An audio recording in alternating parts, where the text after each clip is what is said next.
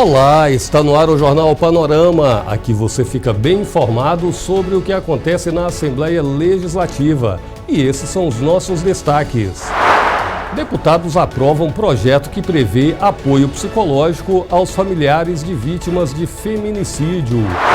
Turfa, áreas com esse tipo de material orgânico não podem ser queimadas. Você gosta de dançar Congo? Deputado sugere ao governo criar o Museu do Congo, na Barra do Jucu. E veja agora como foram os trabalhos em plenário nesta quarta-feira. Os deputados aprovaram um projeto de lei para oferecer atendimento psicológico a crianças, adolescentes e jovens que tenham perdido as mães vítimas de feminicídio. Se sancionada, a lei será chamada Jaciara da Silva Atenção e Proteção. O nome é uma homenagem à técnica de enfermagem Jaciara, assassinada pelo então companheiro na frente da filha. O crime ocorreu em março deste ano, no município da Serra. O projeto é de iniciativa da deputada Irine Lopes. É uma tortura, não só para a vítima, mas é também uma tortura psicológica permanente para a família. Por isso, a minha motivação... Acompanhei muito de perto esses casos quando tive a oportunidade e a honra de ser ministra da presidenta Dilma e vi o sofrimento das famílias, né, que sofrem e o que são os filhos depois que crescem. Em grande parte se tornam agressores. E muitos meninos ou meninas, rapazes ou moças, eles se tornam também vítimas passivas da violência. Então, nós precisamos quebrar esse ciclo. Também foi aprovada durante a sessão proposta que proíbe queimadas em áreas de turfa no estado. A turfa é um material de origem vegetal localizado próximo às margens de rios e brejos. Para o autor da proposta, deputado Torino Marques, além do impacto ambiental, a prática de queimadas representa custos ao estado. A queimada em turfa, ela traz fumaça, isso causa um problema respiratório nas pessoas, aumenta a incidência de procura de hospitais. Então, o que eu estou fazendo é que tem uma fiscalização. Disseram que iria alterar o erário, aumentar o gasto do governo do estado, mas nós já temos órgãos como o IEMA e também a Polícia Ambiental que pode fazer essa fiscalização, não aumenta o erário do governo do estado, ou seja, só traz uma regulação para que não tenhamos queimadas em turfa de forma criminosa. É um projeto que é muito bom para a população capixaba. Na fase do expediente, foi aprovada indicação ao governo do estado, sugerindo a construção do Museu Estadual do Congo, na Barra do Jucu, em Vila Velha. O pedido é do deputado Doutor Hércules. Não tem nenhum bairro, não tem nenhum município que congrega num lugar só 4 bandas de Congo. Nada mais justo que a Barra do Jucu seja agraciado com o Museu do Congo, em parceria o governo do estado, em parceria com o município. Toda essa indicação foi aprovada, eu agradeço a meus pares por isso, e na verdade ali está a essência, a cultura, a arte do Congo, do Espírito Santo e do Brasil também. E a sessão ordinária foi interrompida por solicitação do deputado delegado Danilo Baense para homenagear 8 policiais civis por serviços prestados à sociedade. No início de agosto, a equipe da Polícia Civil libertou uma vítima de sequestro que ficou mais de 12 horas em cativeiro no município de Cariacica. Os policiais que participaram da operação receberam certificados da Assembleia Legislativa. Volto com você, Vanderlei. Veja esta palavra, fonoaudiólogo. Difícil de pronunciar, mas revela a profissão daqueles que facilitam a reabilitação da fala. A ausência desse profissional nos centros especializados foi tema de debate na reunião de assistência social. A deterioração na estrutura dos serviços para atendimento a pacientes com deficiência auditiva, principalmente os usuários de implante coclear, foi abordada pela Comissão de Assistência Social. O colegiado debateu pontos como a falta de profissionais nos centros especializados e a necessidade de implementar esses serviços na atenção básica de saúde do Estado. De acordo com Carmen Silva Carvalho Barreira Nilsen, coordenadora do Programa de Implante Coclear da UCAM, Hospital Universitário Cassiano Antônio de Moraes, a reabilitação fonoaudiológica tem sido o gargalo no atendimento aos pacientes com deficiência auditiva. A gente encontra muita dificuldade, né? A gente encaminha o paciente, a gente recebe a resposta que não tem especializado, ou não tem nenhum fonoaudiólogo, e a gente deixa os pacientes, assim, à procura dessa assistência, né? Nós temos feito algumas ações pontuais, né, desde 2019, tentando capacitar os municípios, uma iniciativa do Hospital das Clínicas, da Universidade Federal do Espírito Santo, capacitando no tema de deficiência auditiva. Tenho junto à Sociedade Brasileira de Fonoaudiologia também trabalhado na expansão desse conhecimento para os fonoaudiólogos, então com cursos especializados, que a gente tem convocado também no Espírito Santo, mas infelizmente a gente não tem dado conta, né, de recebimento nos municípios dos pacientes. Isso é uma coisa muito importante, porque o paciente ele chega cedo e ele precisa da estimulação para que ele consiga desenvolver plenamente as condições de fala, de linguagem e de audição. José Carlos de Siqueira Júnior, presidente do Conselho Estadual dos Direitos da Pessoa com Deficiência, o CONDEF, relatou que o atendimento aos implantados piorou durante a pandemia. Além da falta de fonoaudiólogos nos municípios, ocorreu também o fechamento do único local habilitado no estado a dar manutenção em equipamentos de tecnologia auditiva. O grande problema do estado foi na logística da implantação, porque sabia que a UVV iria sair descredenciando o atendimento.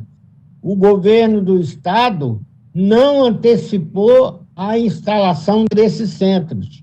Esperou que fosse definida a questão com a UVV para a implantação agora. O vice-presidente da comissão, deputado Dr. Hércules, afirmou que as cobranças serão feitas e que a situação deve melhorar. Não podemos aceitar retrocesso. Daqui para frente é melhorar. Não é deixar de ter essa inclusão. Então, nossa luta aqui é pela inclusão também. Eu sempre fui... Muita gente só fala... doutor Hércules, saúde, mas também inclusão.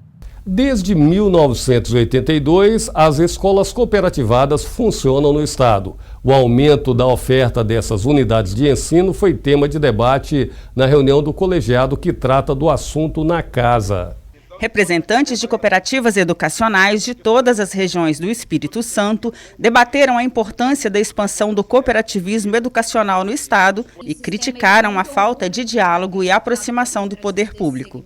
O assunto foi abordado durante reunião virtual do colegiado de cooperativismo. De acordo com a diretora pedagógica da Cooperativa Educacional de São Mateus, Zenilza Aparecida Barros Pauli, o grande desafio é ofertar educação de qualidade e se manter no mercado. A gente precisa levar a educacional para além do ramo filosófico do cooperativismo, para ver a educacional como um negócio também, para que a gente possa conquistar nossos dois desejos aí, fazer educação de qualidade, mas conseguir se manter nesse mercado, porque, de fato, a sensação que a gente tem, às vezes, é que para o cooperativismo a regra é mais rígida, né? Então, a gente acaba sofrendo um pouco mais. Nós tivemos uma década de criação de educacionais, que foi a década de 90. Nós precisamos dar, de repente, um outro passo em outros municípios e ampliar educacionais por este estado, né? Porque são educacionais que deram certo, são educacionais com mais de 20 anos, a Copesma tem 29, então por aí a gente tira a margem das demais, 28, 27, 25. Então não são cooperativas que surgiram ontem, são cooperativas que já vêm aí escrevendo a sua história. A gente já formou os nossos alunos que já trazem os seus filhos para essas escolas. Segundo a diretora, em 2019, as 7 cooperativas espalhadas pelo estado movimentaram aproximadamente 17 milhões de reais, arrecadando mais de 3 milhões de impostos. O cooperativismo só vem a colaborar com o desenvolvimento humano, com o desenvolvimento econômico, com o desenvolvimento social, a gente não tem dúvida disso. E essas educacionais que aqui estão, estão para que a gente possa fazer parcerias, para que a gente possa apresentar as educacionais, dizer que nós aqui estamos e que a gente tem um papel muito importante na educação desse Estado. O presidente da comissão, o deputado Marcos Mansur, criticou a falta de aproximação e apoio do poder público ao segmento cooperativista. O parlamentar propôs outro encontro em setembro para continuar a discutir a situação da categoria. A gente sabe que, normalmente, esse segmento, principalmente educacional, não tem apoio governamental.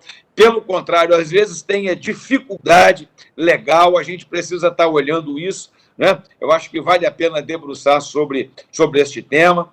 Às vezes, ao invés do poder público, de uma forma geral, facilitar o processo, entender a importância do segmento, entender a importância do cooperativismo, entender a importância do trabalho e da contribuição que é feita para o segmento, às vezes, em muitos lugares e em muitas instâncias públicas. Nós temos, na verdade, a dificultação do processo.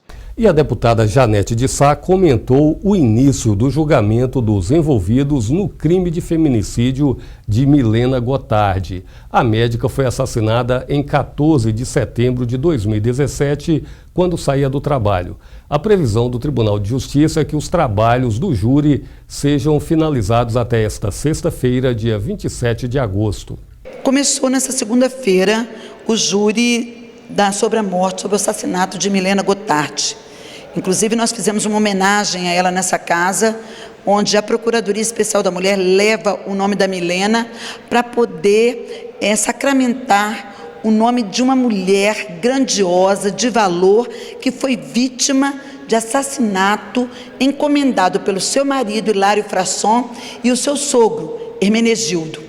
Nós estamos pedindo que seja decretada a pena máxima, tanto para os executores como os mandantes, mas principalmente para os mandantes, porque eles tiveram a motivação do ciúme, da inveja, da não aceitação da separação de Milena de Hilário, e a ganância pelo salário de Milena, pelas coisas que Milena conseguiu com o seu salário ter em vida. Essa ganância toda levou à morte de uma profissional exemplar que cuidava da área oncológica, ou seja, da área de câncer infantil, no Hospital Infantil do Estado do Espírito Santo. Foi um crime que chocou a sociedade, que a princípio deram a entender que se tratava de um latrocínio, seria roubo seguido de morte. No entanto, as investigações levaram a polícia a ter a clareza de que os mandantes foram o marido e o sogro, quem eram os intermediários e os executores desse crime bárbaro. O Espírito Santo, com essa tragédia que se abateu sobre Milena, ele conseguiu enxergar melhor o que significa o feminicídio, que é a morte de um ente querido no seio, por algum agente, no seio familiar. Marido, ex-marido, namorado, ex-namorado, ficante, ex-ficante, que não aceita muitas vezes a condição daquela mulher, que não aceita uma separação, o final do relacionamento. E foi exatamente isso que aconteceu com a nossa querida médica capixaba, moradora aqui de Fundão, Milena Gotardi, que infelizmente não se encontra conosco, que deixou 2 filhinhas órfãs de mãe. As filhas dela eram menores, ainda não atingiram a maioridade.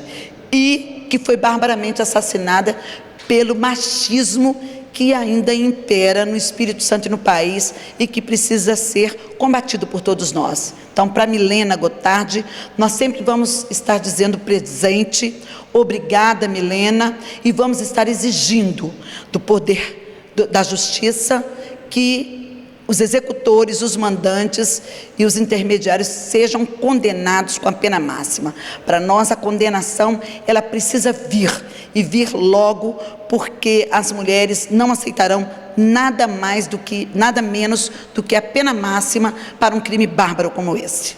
E o Jornal Panorama de hoje fica por aqui. A gente deixa para você a bela paisagem deste cartão postal. O Morro Mestre Álvaro, localizado no município da Serra, ele abriga uma das últimas regiões de Mata Atlântica de altitude e é área de proteção estadual ambiental. Da sua parte mais alta, que tem 1.000 metros, é possível ver a Grande Vitória e também outros municípios próximos. Para apreciar a beleza da Mata Atlântica que cobre o morro, o recomendável é fazer trilhas, mas sempre na companhia de um guia. E se você quiser saber se vai chover na Grande Vitória, é só olhar para lá.